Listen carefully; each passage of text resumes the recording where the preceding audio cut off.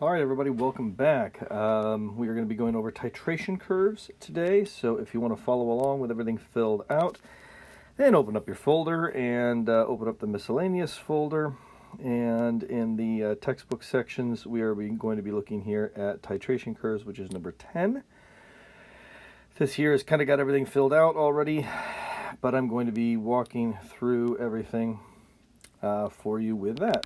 So, our first task here is to examine what we have here. If I were to set up an experiment that has a pH probe here set up into a beaker of hydrochloric acid. So let's just say that I got a beaker of hydrochloric acid that's here, and I got a pH probe sticking in this. Then obviously if I were to graphify this, we would be starting down here at a low pH, because again the pH probe is sitting in a beaker of hydrochloric acid.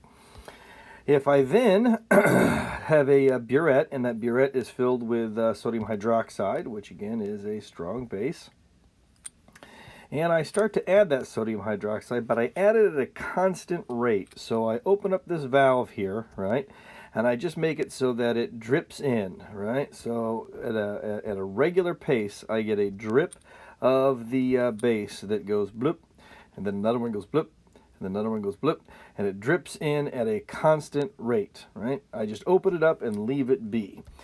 What would happen to the pH? Well, I think it's pretty obvious that if we're putting a base inside an acid, that the pH is going to go up.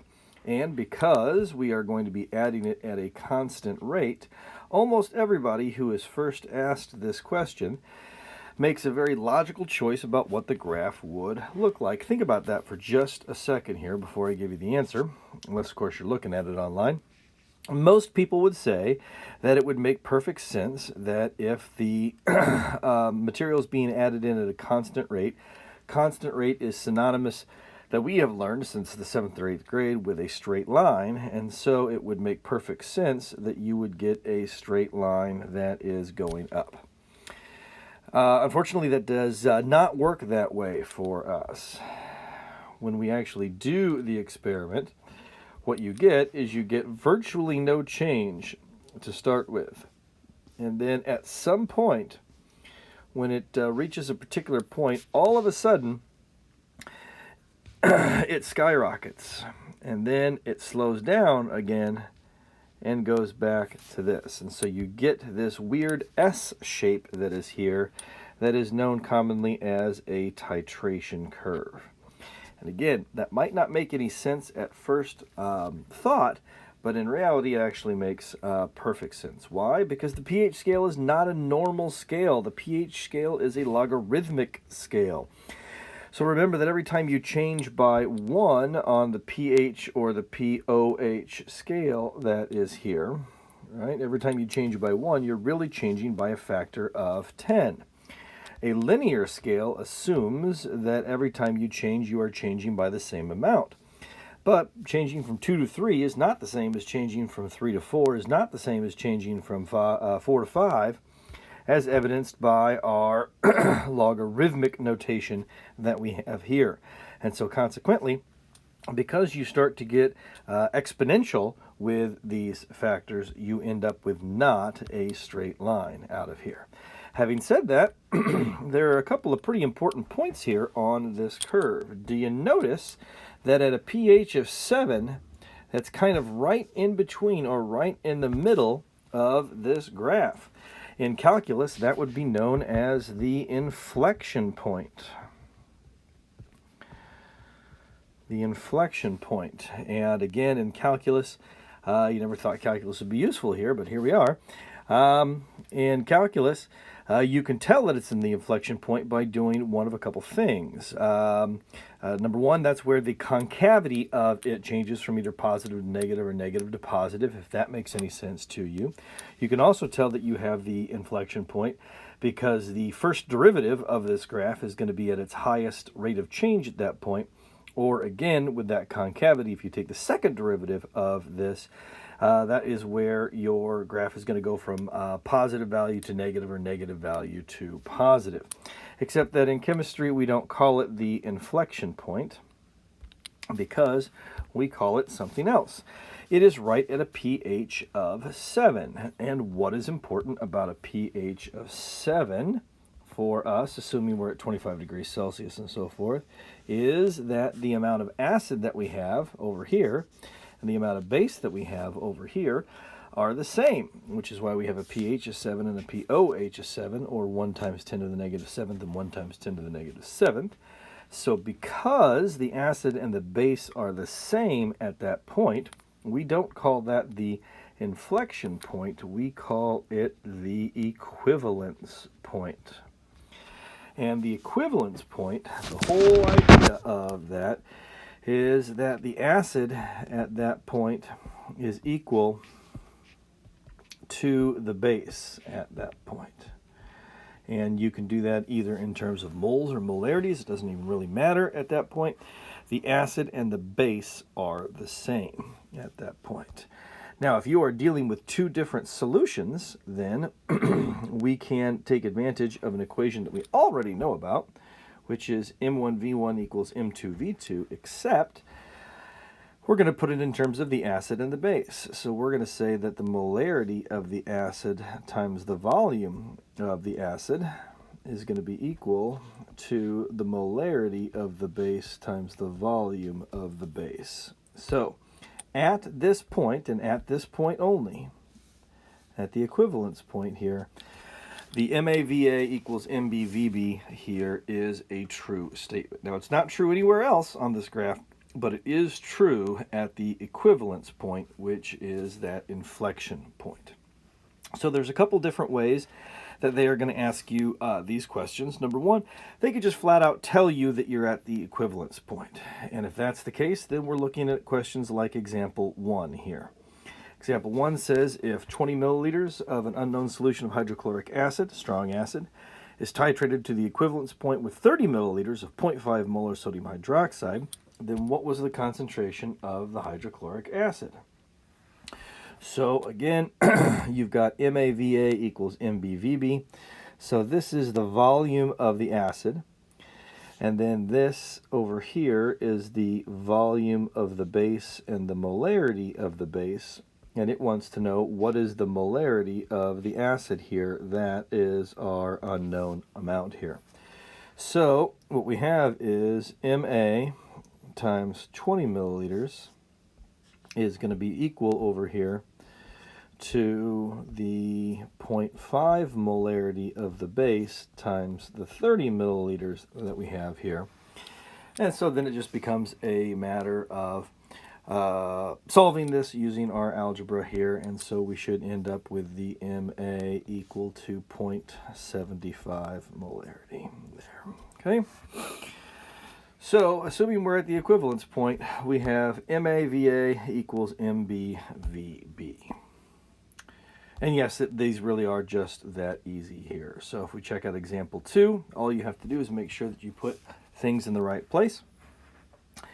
It says that we're requiring 40 milliliters of 0.2 molar hydrochloric acid to reach the equivalence point of 28 milliliters, I should say, of an unknown molarity of potassium hydroxide.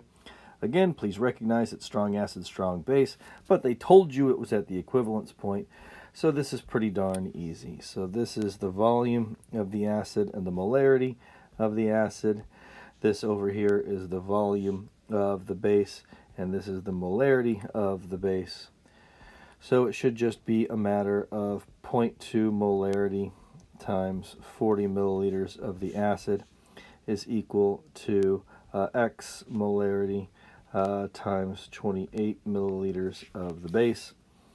And the molarity of the base then is going to be equal to, if I've got my math right, 0.286 molarity that's there.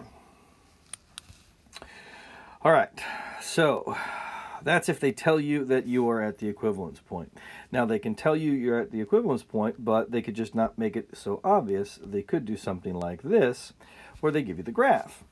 So let's take a look at what we've got here. It says that we've got 10 milliliters of an unknown concentration of HNO3. Well, that's an acid here, and so what we've got here is that's the volume of the acid, but the molarity of the acid, well, that's our unknown.